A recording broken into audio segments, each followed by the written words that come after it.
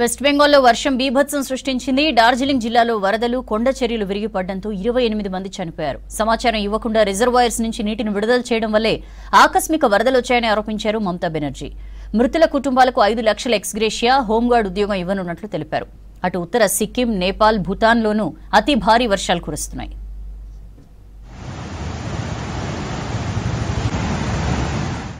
పశ్చిమ బెంగాల్లోని డార్జిలింగ్ ప్రాంతంలో భారీ వర్షాలు కురుస్తున్నాయి. 2 రోజులుగా కురుస్తున్న ఎడతెరిపి లేని వానలతో కొండ చర్యలు విరిగిపడుతున్నాయి. డార్జిలింగ్లో వర్షాలు, వరదలతో 28 మంది మరణించగా పలువురు గల్లంతయ్యారు. మృతుల్లో 7 చిన్నారులు ఉన్నట్లు తెలుస్తోంది.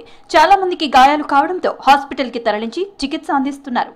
భూటాన్, సిక్కింలో భారీ వర్షాలు కురుస్తుండటంతో బెంగాల్లో ఆకస్మిక వరదలు సంభవిస్తున్నట్లు చెప్పారు అధికారులు. నార్త్ బెంగాల్లోని సిలిగురు, మిరిక్ ప్రాంతాలను కలిపే బాలాసోన్ నదిపై ఉన్న ఐరన్ బ్రిడ్జ్ కుప్పకూలింది. కలింపోంగ్ జిల్లాలోనూ పరిస్థితి దారుణంగా ఉంది. తీస్తా, మాల్ పర్వత ప్రాంత నదులు ఉప్పొంగి ప్రవహిస్తున్నాయి. పుల్బజార్ దగ్గరున్న మరో వంతెన తీవ్రంగా దెబ్బతింది. కూచ్ బెహర్, జల్పాయ్గురి సహా పలు ప్రాంతాల్లో రికార్డు స్థాయిలో వర్షపాతం నమోదైందన్నారు అధికారులు.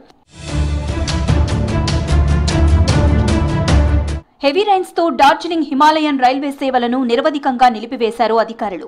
డూయర్స్, కాలింపాంగ్, డార్జిలింగ్ లో వందలాది మంది పర్యాటకులు కొండ ప్రాంతాల్లోని రిసార్టుల్లో చిక్కుకుపోయారు. రోడ్లు తీవ్రంగా దెబ్బతినడంతో పర్యాటకుల తరలింపు కష్టంగా మారింది. మరోవైపు వానలు తగ్గే వరకు డార్జిలింగ్ లోని పర్యాటక ప్రాంతాలను తాత్కాలికంగా మూసివేశారు అధికారులు.